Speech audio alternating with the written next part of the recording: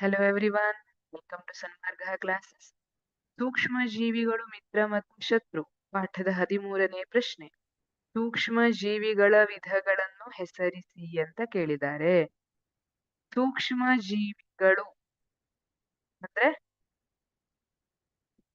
ಆ ಸೂಕ್ಷ್ಮ ಜೀವಿ ಸೂಕ್ಷ್ಮ ಜೀವಿಗಳು ಅಂತ ಹೇಳಬಹುದಾ?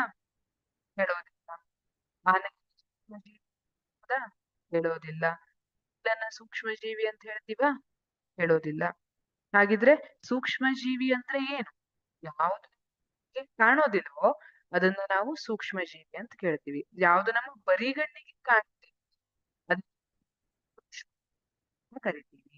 ಹಾಗಿದ್ರೆ ಆ ಸೂಕ್ಷ್ಮ ಜೀವಿಗಳಲ್ಲಿ ಯಾವ ಯಾವ ವಿಧಗಳಿವೆ? ಬ್ಯಾಕ್ಟೀರಿಯಾ, ವಿಧ ಬ್ಯಾಕ್ಟೀರಿಯಾ. ಈ ಬ್ಯಾಕ್ಟೀರಿಯಾದ ಬಗ್ಗೆ ನೀವು ಕೇಳಿರ್ಬೋದು. ಬ್ಯಾಕ್ಟೀರಿಯಾದಲ್ಲಿ ಉಪಯುಕ್ತ ಬ್ಯಾಕ್ಟೀರಿಯಾಗಳು ಇರ್ತವೆ, ಹಾನಿಕಾರಕ ಬ್ಯಾಕ್ಟೀರಿಯಾಗಳು ಇರ್ತವೆ. ಬ್ಯಾಕ್ಟೀರಿಯಾಗಳು ನಮ್ಮ ದೇಹದಲ್ಲಿ ಇರ್ತವೆ. ಲ್ಯಾಕ್ಟೋ ಬ್ಯಾಸಿಲಸ್ ಎನ್ನುವಂತಹ ಬ್ಯಾಕ್ಟೀರಿಯಾ ನಮ್ಮ ದೇಹದ ಒಳಗೆ ವ್ಯವಸ್ಥೆಗೆ ಬಹಳ ಉಪಯುಕ್ತವಾದಂತಹ ಬ್ಯಾಕ್ಟೀರಿಯಾ ಆಗಿದೆ. ನಮ್ಮ ದೇಹದ ಪ್ರತಿರಕ್ಷಣಾ ವ್ಯವಸ್ಥೆಗೆ ಇದು ಬಹಳ ಉಪಯುಕ್ತವಾಗಿರುವಂತಹ ಬ್ಯಾಕ್ಟೀರಿಯಾ ಆಗಿದೆ. ಇದಕ್ಕೆ ಬೇರೆ ಬೇರೆ ಬ್ಯಾಕ್ಟೀರಿಯಾಗಳು ನಮ್ಮ ದೇಹದಲ್ಲಿ ಇರುತ್ತವೆ.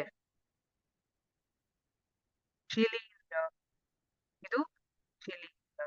ಶಿಲೀಂಧ್ರವನ್ನ ನೀವು ಈಗ ಬ್ರೆಡ್ ಅನ್ನ ಸ್ವಲ್ಪ ದಿನದ ಕಾಲ ಹಿಂಗೆ ತೆರೆದ್ರಿ, ಗಾಳಿಗೆ ತೆರೆದಿಟ್ರೆ ಅದ್ರ ಮೇಲೆ ಒಂಥರ ಕಪ್ ಕಪ್ ಕಾಫಿ ಬಣ್ಣದ ಒಂಥರ ಒಂದಿಷ್ಟು ಆಕೃತಿಗಳು ಕಂಡು ಬರ್ತವೆ ಅಲ್ವಾ? ಅದೆಲ್ಲ ಶಿಲೀಂಧ್ರಗಳಾಗಿರ್ತವೆ. ಫಂಗಸ್ ಅಂತ ಹೇಳ್ತೀವಲ್ಲ, ಶಿಲೀಂಧ್ರ. ಫಂಗಸ್ ಬೆಳೆದಿದೆ, ತೇವಯುಕ್ತವಾದ ಪ್ರದೇಶದಲ್ಲಿ ಜಾಸ್ತಿಯಾಗಿ ಶಿಲೀಂಧ್ರಗಳು ಕಂಡು ಬರ್ತವೆ. ಪ್ರೋಟೋಜೋವಾಗಳು, ಪ್ರೋಟೋಜೋವಾ, ಅಮೀಬಾ ಇದೆಲ್ಲ ಪ್ರೋಟೋಜೋವಾದಲ್ಲಿ ಬಂದಿರ್ತದೆ. ಅಮೀಬಾ ನೀವು ಕೇಳ್ಕೊಂಡಿರ್ಬೋದು, ನೀರಿನಲ್ಲಿ ಇರುವಂತಹ ಸೂಕ್ಷ್ಮ ಜೀವಿ ಅಮೀಬಾ. ಇದು ಪ್ರೋಟೋಜೋವಾ ಆ ವಿಧದಲ್ಲಿ ಸೇರುತ್ತದೆ. ಶೈವಲಗಳು, ಇದರಲ್ಲಿ ಶೈವಲಗಳಿರ್ತವೆ. ಇವು ಸೂಕ್ಷ್ಮ ಜೀವಿಗಳ ವಿಧ ಹೌದು.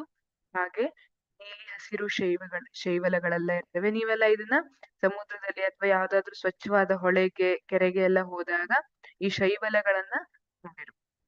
ಶೈವಲಗಳು ಅವು ಗುಂಪಾಗಿದ್ದಾಗ ನಮ್ಗೆ ಕಾಣುತ್ತೆ, ಒಂದೊಂದೇ ಇದ್ದಾಗ ಕಾಣಿಸೋದಿಲ್ಲ. ಇದು ಸೂಕ್ಷ್ಮ ಜೀವಿಗಳ ವಿಧಗಳು.